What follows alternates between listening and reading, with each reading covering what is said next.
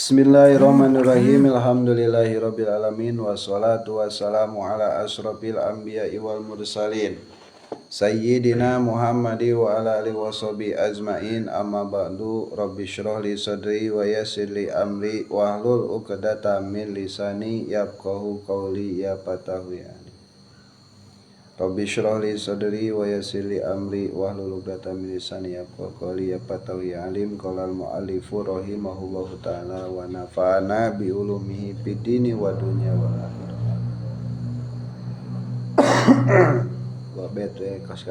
Dua bet genap. Wakila jeung dicarioskeun kam min hayain wa kam ajin wa kam nadamin jamin tawalla dalil insani min kasalin iyyaka an kasalin fil basi an syabahin maqad alim tawa maqad syukka min kasalin. Kam min hayain mang pirang-pirang kaera wa kam ajzin jeung mang pirang-pirang kaapesan diatapkeunnya kana kam min hayain. Jadi JR dibacana kam min hayain wa kam ajzin mang pirang-pirang kaera wa kam ajzin jeung mang pirang-pirang kaapesan wa kam nadamin jeung mang pirang-pirang kaduhungan. Kana langsaan bisa nadam. Haya ajaz nadam. Jamin anu loba tawalada anu bijilil insani pikeun manusa min kasalin tina kakedulan kaduh. Bakal lahir kaera bakal lahir kana langsaan bakal lahir ti jalma anu boga sifat kasal. Gini nya. Di bahasana ge kam dina amil aya kanya kam. Era bakal lahir tina kasal oge apes bijilna teh tina kasal. Nalangsa jeung kaduhung oge bijilna tina kasal. Jadi kasal teh indung bapana eta tilu rupa nu bieu haya ajaz nadam. Pokona mah nya sumberna ti dinya tina kasal. Mantap ngahirupkeun kahirupan nya ku urang maksakeun diri ngawarah ruh urang ta ieu nu ngahalangan kasal ngabasmi kana kakasalan nya salagi kasal masih nyangsang dina diri urang nya tangtu eta nu tilu rupa bieu nya ceuk dina ieu domah bakal nempel. Jadi moal bisa leungit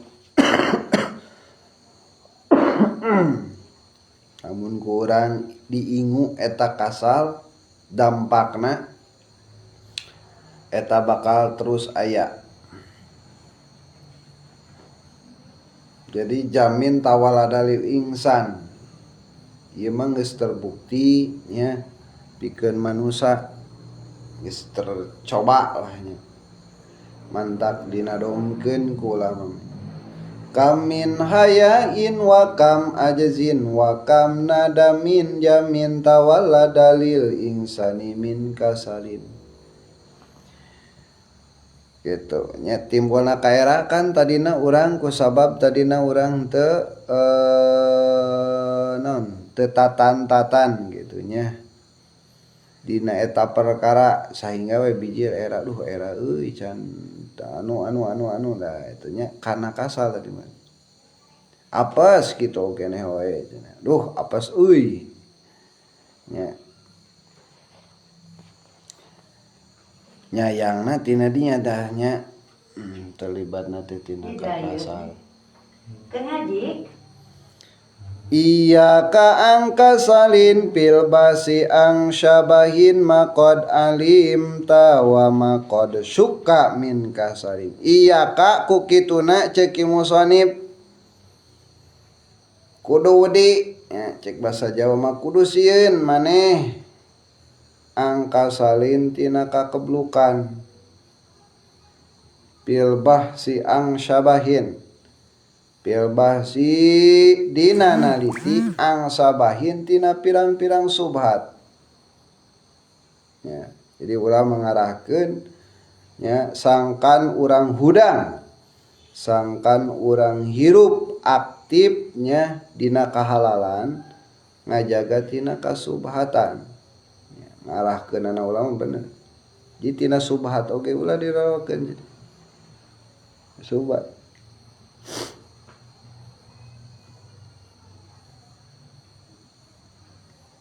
ku taliti-talitina ya para ulama sepotos kieu ku bahasa iya ka sing sieun ya. Urang teh gitunya kana tina kakedulan ngalawan kana kasubhatan komo belah dituna nu haramna meureunna gitunya tina perkara subhat oge geus aya bahasa pil bahsi ang sabahin kudu taliti tuh nya gitulah nya bahasa ulama kacida pisan luar biasa ku subhat oge kudu sieun kudu dilawan cenah subhat teh kudu jaga ma qad alimta ma ari perkara qad alimta anu nyata geus nyaho anjeun kana eta perkara wa majeng perkara qad syakka anu dimangmangan ieu ma nu diragukeun ieu ma mingkasalin eta tetep bijilna teh tina kakedulan nya boh nu geus nyata nya urang nyaho ataun masih keneh ragu gitu.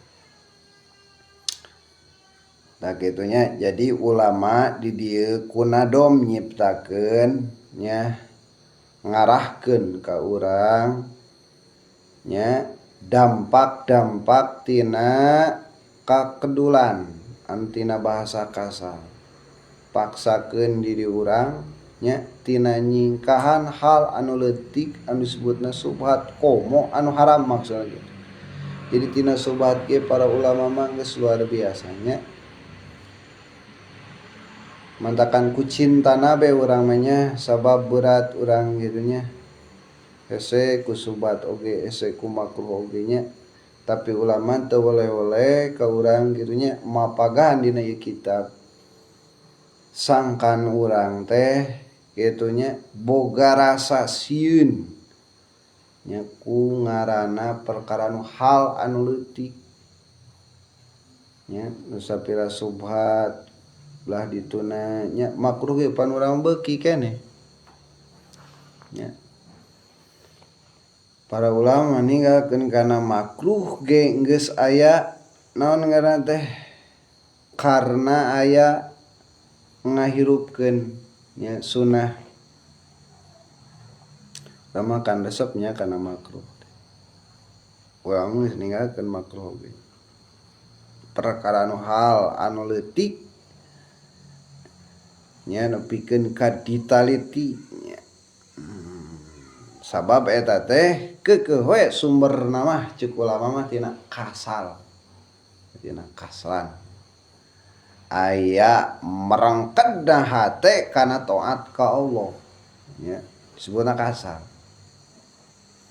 jadi sabisa-bisa ceuk ulama mah kitu sifat kakedulan teh tong digieun alasan nek hukum anu sakumaha naon disebutna teh sunnah pun komo diwajib meureunnya Sunah geus kudu dipupuhu nya komo diwajib gitu.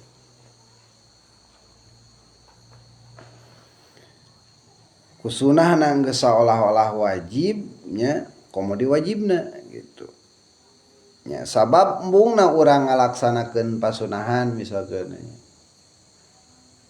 anu berbagai kadituna teh loba halangan nya alasan anu teh karena eta teh berdasarkan kasal nyembung intina mah nya kebluk hoream nya teu bisa ngalawan kasal teh tungtung na teh bijil sunah ieu cenah kitu. Da eta anu mantap kudu dijaga ku ulama sok sanajan pantesna para ulama kitu sunnah oge dianggap wajib teh kitu. Sabab teu ngalalawarakeun tina hiji perkara anu digieun alasan eta sumberna tina kasal. Sedengkeun kan urang dituntutnya ngalaksanakeun kana pasunahan. Dituntut. Jadi pasunahan teh seolah-olah bismillah.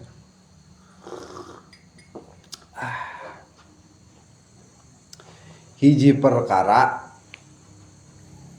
anu ngaitkeun urang ngahubungkeun urang jeung nabi urang.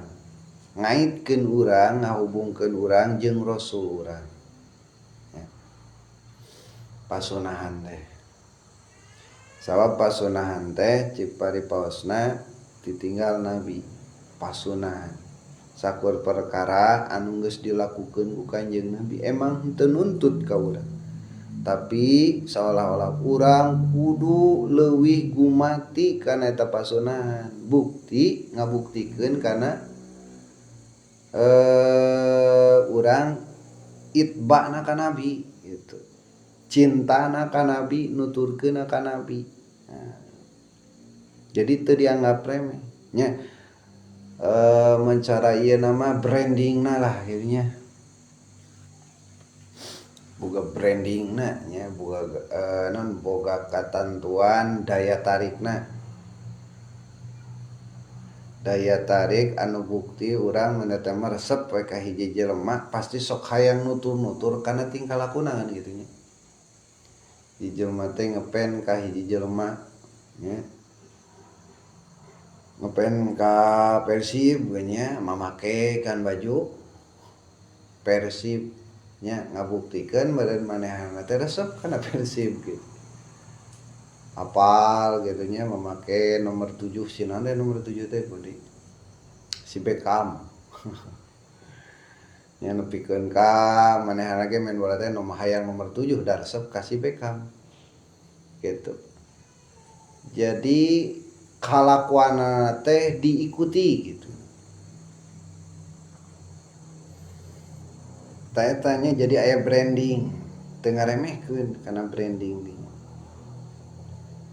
Lamun dina hatena emang resep. Jadi ngajadikeun bukti man ahabba syai'an kana abduhu deh. Di jalma resep kana hiji perkara tangtu bakal jadi jongosna tangtu bakal jadi karyawana bakal jadi hamba. Nek kumaha pun carana jadi seolah-olah jiga wajib kan gitunya. Henteu teh asa teugenaheun sabab dina hate asa ngaganjal. Tak begitupun perkara sunnah belah dituna komo deui wajib. Ya, antap ulama memang cerdas luar biasa ya. Tina hal anu leutik pun geus dianggapna gude ceuk manehna. Eueuh perkara nu leutik dina hukum agama. Gitu nya. Sekalipun sunnah.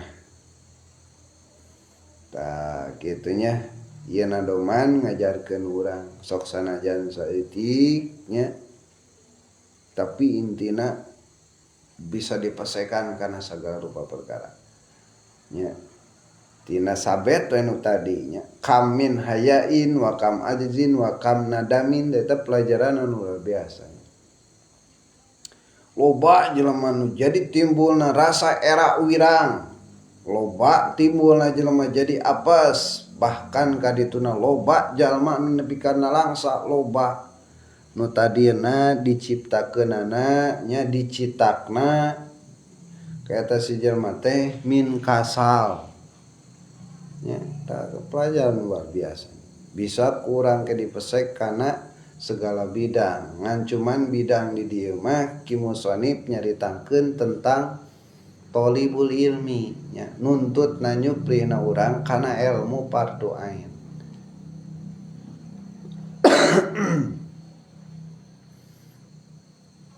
Karena ilmu kaparduan gitu. Jadi ulah mumul urang ngapalkeun, ulah mumul urang mukaan nya mutolaah kitab anu geus kabaca nya kajeun mun teh mah kajeun parukunan nya parukunan ge dasarua luar biasa nya eta teh kahirupan urang ngahirupkeun nya agama dina kahirupan urang nya sabab lamun teu kitu moal hurung nya lamun teu dijetrekeun mah urang teu daek ngapalkeun kudu dijetrekeun mah geuning spokontak ge hurung tuh nya lampu tah awak urang duh urang we kudu dijetrekeun sangkan hurung jalan urang daek ngapalkeun disemangat lah gitu. Anas kudu di kopian kudu diududan niatan urang supaya kuat ya, supaya ngabubungah karena awak urang daek ngahirupkeun ngahurungkeun urang kana daek ngapalkeun daek mutolaah sok sanajan kitab parukunan da penting parukunan sehari-hari urang tah kitu nya 2 bait cukuplah nya mah hitung ngahirupkeun waktu supaya ulah paeh aya jejak sebab waktu teh ibarat sistemnya sistem wal asr jadi lamun orang teu naon ngaran teh teu aktif misalkan engkena bakal goreng bantat gitu dina ieu waktunya nandakan setor we gitu urang kana waktu sabab waktu ge da diciptakeun ku Allah dari ibarat sistem mencara dina Android mah nya jadi sistem supaya urang ka ekspor gitu aya data nya bisa viral malaikat bisa nyawa bisa hadir jadi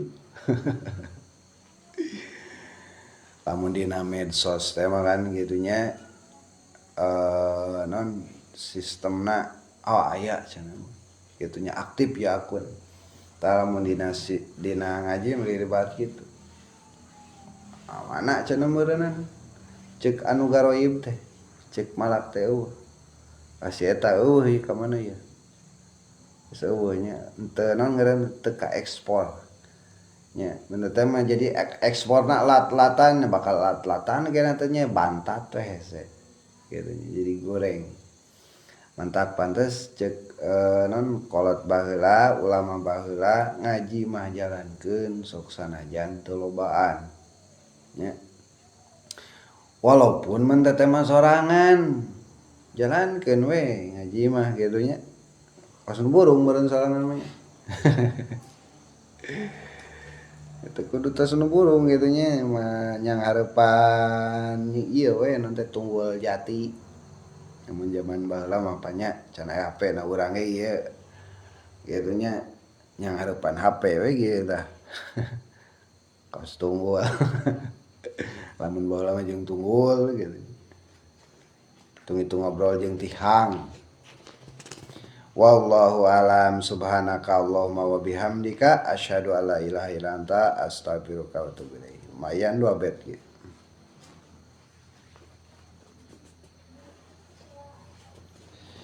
Rada longlangnya.